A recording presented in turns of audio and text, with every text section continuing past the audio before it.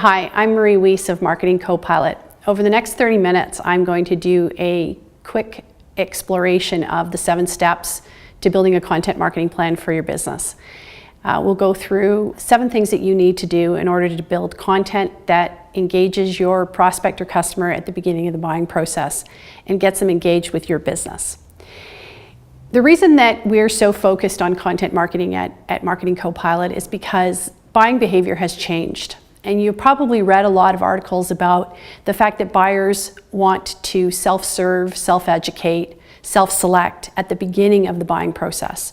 They want to go to your website and learn about your company. They want to look you up online, and they want to do a number of different things that they can do to figure out if you're a choice for their problem before they speak to you. So we'd like to say that buyer behavior has dramatically changed, particularly for business-to-business companies. And so when we say that, we like to ask people, what are you doing about it? And we think that content marketing is something that can really help you address this issue for your company and for your customer. So at the end of the 30 minutes, here's 3 things you're going to learn in this video. How to rally people around the power of content marketing, the 7 steps that we use to get your program going, and the importance of planning before executing. So settle in with a pen and paper and let's get started. In the old days of business-to-business selling, and I say old days, it wasn't so long ago that we had salespeople who would call people and do the About Us spiel, cold calling, trade shows, trade publication advertising, networking, maybe going to lunch. This is the way that businesses who sold to other businesses would sell. And those things still work to a certain extent, but it's getting tougher and tougher to get people on the phone. And in a world where there's intense competition and immediate competition, you have to get your voice heard. The sales funnel is an odd thing. It was actually invented in 1898 by a gentleman who looked at the pipeline of what needs to happen to go from people who are vaguely interested to people who are new customers. And that funnel hasn't really changed much in the last 100 years and the way we look at the sales pipeline. However, today, this is what the sales funnel looks like. The sales funnel is a series of hops and steps all over the map that your customer's taking as they're trying to figure out the best way for them to buy something. And the reason that that's happened is that search engines have changed everything. And people will click on articles that they like, and then they'll go to click on a company that they've read about that article. Or maybe they've seen somebody in LinkedIn and they've thought that that person might add value to how they want to solve their problem. So they go to see what company they work for. Maybe they speak to a friend about something who mentions something and they go do a search online to see where that's from. The sales funnel is not a direct route anymore. It bounces all over the place. And it bounces all over the place between people, online information, and what happens when they hit your website. 60% of the sales funnel is taking place in the digital space. So the question we have for you is, how good is your online content? Has your sales team ever said, we don't hear from customers until after they've made a decision to buy something else? We're struggling to add value when we have conversations with customers. We've become order takers. We're caught at the bottom of the sales funnel. If your salespeople have ever said this, then content marketing is something that you should be doing. Because content marketing is non-intrusive, it adds value, and it invites you to engage. Good content, if presented properly online, opens itself up to comments, feedback, sharing. It does a whole bunch of things for us that can extend our reach beyond just that one-to-one dialogue that a salesperson might be having. The content marketing success loop that we've been using at Marketing CoPilot for the last 5 or 6 years is a loop that talks about how to search based on your customer's business problems and build out your plan from there. Marketing success loop starts with your customer. It starts with the problems that they're trying to solve. They might go online, they might talk to colleagues, they might start to search for ways to solve their problem. They'll use keywords in Google, and then they might go look at ebooks, podcasts, downloads, blog posts, to see if somebody's talking about the kinds of things that they're struggling with. And then if they decide that that's good information, then they're going to create a list of choices. And then from there you can decide, based on content that you've properly placed on your website, whether they're a lead, whether they're ready to engage, or whether they're somebody you just need to keep in the loop over the next little while. And this loop is continuous. It would be nice to think that there's a start and a finish, that you could view it as a campaign, but you can't anymore because it's a continuous cycle of understanding keywords, problems, content, and how that content performs. So 7 steps to a really good content marketing plan are the following. You need to get an agreement within your company or within your business on why you're doing content marketing. What part of the sales process is it supporting? You need to define your audience really clearly. You need to figure out your differentiation based on that audience because there's too much choice and information today to not be differentiating yourself about why somebody should choose you. From there, you can develop good content that speaks to that ideal audience. You can publish it, help people consume it, and then you track and measure how it performed. And then you start all over again. Because content marketing should be building constant value within your business. And so it should be a constant cycle to see how things performed. A blog post that did well last year might not do well this year because perhaps the problems have changed, the interests have changed, your audience has shifted. So you're always developing and moving these things forward. The first one, let's talk about agreement. The first step is to get agreement internally on specific objectives. Too often people say, let's put a blog up and start blogging. Let's just put some content out there and talk about the latest event that we did at our company and put it up as a blog post.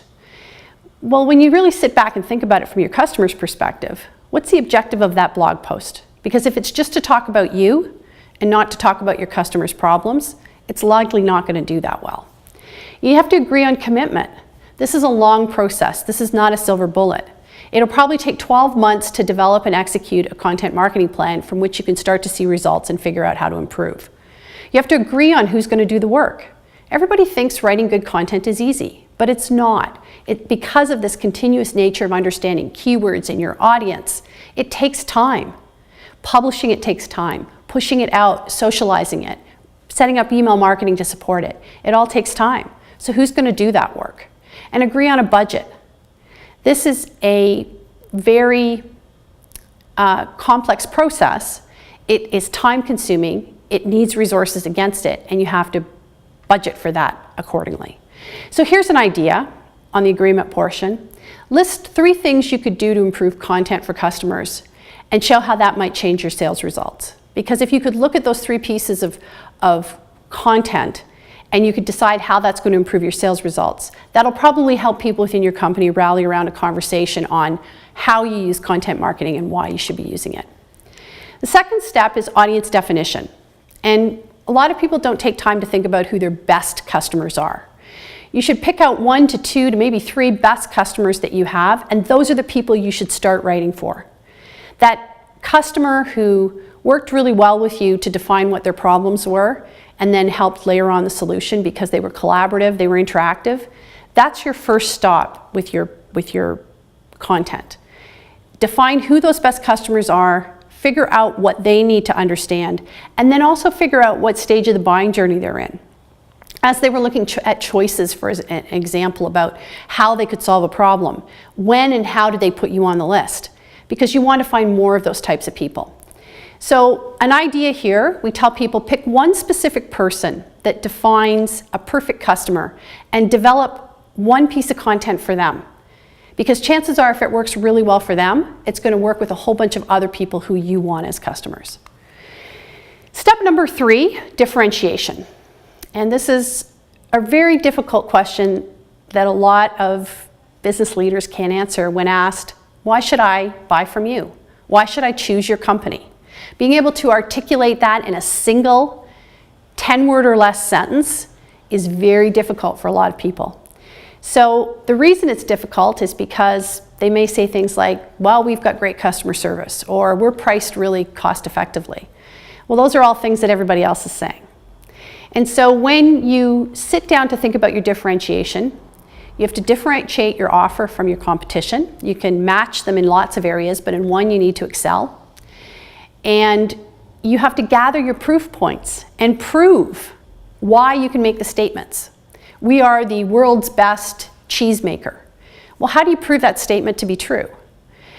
So those proof points are things that you have to be able to speak to when you talk about your differentiation. Lots of people make statements It's very difficult to back it up, and they make lots of different feature or benefit statements, but that's not necessarily differentiation and the singular reason why I should buy from you. So you really need to get that down, because that's going to anchor all of the content that you write. So an idea on this topic, we have a value proposition workbook that's available at marketingcopilot.com. You can download that workbook, and it walks you through a process to really improve your value proposition and position your differentiation well. And that is a cornerstone of what's going to happen with your content going forward. The fourth step is content development. And you need to really work through who's going to lead and execute your plan, who's going to help you identify keywords, who's going to build your 6-month editorial calendar. And those are all things you need to build a really good content marketing plan. So who's going to lead and execute your plan? The leaders, obvious leaders on this, are sales and marketing. It's really important to involve sales in the content development process, because they're the ones that's speaking to customers, helping close deals, and they're hearing what customers have to say. It's very important for them to bring that information back to somebody who has a structured editorial calendar from which they can now start to build content around not just what they're saying, but the keywords that you're trying to rank for and the way in which you're trying to have the conversation in the marketplace based on what people are searching for. And when I say keywords, I don't just mean words that are linked to your product or service. I'm talking about phrases, expressions, things that people would be searching for as they're thinking about how to solve a business problem. So get your keywords together, work closely with sales, and then build out that editorial calendar. One idea we have for you on this front is go talk to the sales team and find out what are the top 10 questions that get asked in the sales process. Because those top 10 questions should all be blog posts on your website, or it should be downloadable content on your website. Because if people, once they engage with you, are sitting down asking these questions, then likely chances are that people are looking for that information before they talk to you. So that is a really good first step for how you get content together. Step number 5 is content publishing, and this is a tricky one, because we still are living a bit in an era of thinking that there's one solution that's going to work for us, much like when we used to do cold calling, and that would generate the majority of our leads, or we might have done trade shows, and that generated the majority of our leads. Today, because the landscape is so different in buyer behavior and the way that people are consuming information, you have to be a lot of different places at once. So when you do your content publishing, you have to look at format versus topic. What format does it need to go out in? Is this a 500-word blog post, or is it a 140-character tweet? You want to look at how you're going to use that content and use it in very different ways. Another mistake that a lot of companies make is they take content that they've produced in a brochure format, or they've done something with that information, and then they just think they can put it online. Another common mistake we're making right now is thinking that if our website looks good on a desktop, it's going to look good on a mobile. You have to think about how that content's getting consumed and what format it needs to come out in. Another really good thing to do at the beginning of your content publishing process is to establish an editorial mission statement, and you post that on your blog about what types of topics you cover, because that will really inform your customer or the person reading your information about why they might want to keep doing it. And a lot of companies don't think to do this. They put up blogs because they knew it was important for SEO, and they thought it was a good thing to tack onto websites, but they didn't really give a thought to their editorial mission statement, and you really do need to have that. As well, how are you generating ideas ongoing to get that content out there? And that's where all of those things come together. Topic number 6 is around consumption. And one of the things that we think is really interesting in this age of social media is that people think, well, I'll just put up a Twitter account, or I'll put up a Facebook account for my company, and I'll start pushing out information. And they've never stopped to ask their customers, do you even use Facebook when you're looking for business solutions? Are the key executives from your company on Twitter?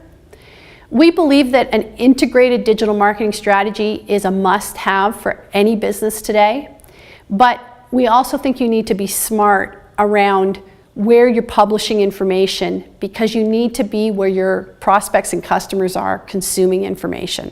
So there's a couple of ways that you can get at this information, and before you start deciding that your content marketing program is going to focus heavily on videos and YouTube, you need to make sure that your customers would actually watch videos in the buying process. So survey your customers. Ask them what they look at. Do they go on YouTube? Do they read blogs on a regular basis?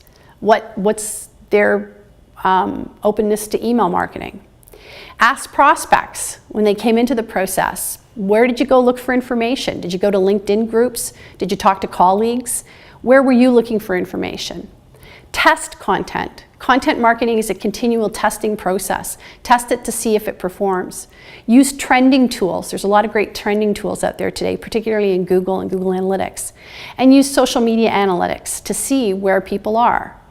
So we talked about your keywords, and it's really important as you're figuring out where you need to put this content out there, because if the way you're talking about things isn't getting pick up in the channels that you're choosing, and you're not seeing people come back to put their hand up about where they're in the buying journey, then something's off.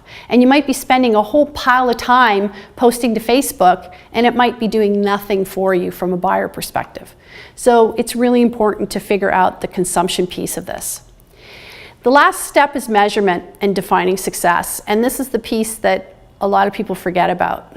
Not everybody loves data, not everybody likes to analyze data, and after you've sent something out, you're just hoping that leads are going to come pouring in, and people don't think to go back and look at how they're going to define success and what metrics they're going to use to do that. One of the things we try to tell people is stay away from vanity metrics whenever possible. Just because you have 1,500 followers on your company page on LinkedIn doesn't mean it's actually driving traffic for your business. And so now social media metrics, email marketing metrics, organic search metrics, all those things can be tracked very nicely in Google Analytics if that's just the base analytics tool that you're using on your website, and you definitely should have that installed on your website. And you should be looking at a whole bunch of different pieces of information in there. Things like your content metrics. What are your most popular pages? How long did people stay on page? Where did they come from when they landed? Based on where they came from when they landed, did they convert on some kind of conversion point on your website? And was social media a better driver than email marketing? Was organic a better driver than AdWords? Those are all things you want to be looking at, and it's really important that you define those things at the beginning of every month, because otherwise you won't know how well you're doing. So there's content metrics you'll want to look at about how well your content performs. There's lead generation metrics you'll want to look at about how well you can get somebody from vague interest on your website into actually a sales conversation, and different steps you're going to have to put on your website to support that. There might be certain pieces of information on your website that you give away for free. There might be other areas where you just ask for an email address. But maybe when it comes to downloading something that's further into the buyer journey, you ask for quite a bit of information, including job title or phone number, so that somebody can express that they really seriously are interested in talking to your company. Those are all metrics you want to track, and you want to figure out what kind of content got them to supply full disclosure of information. There's sales metrics you'll want to look at. Once you've got those leads in, how long did they take to close?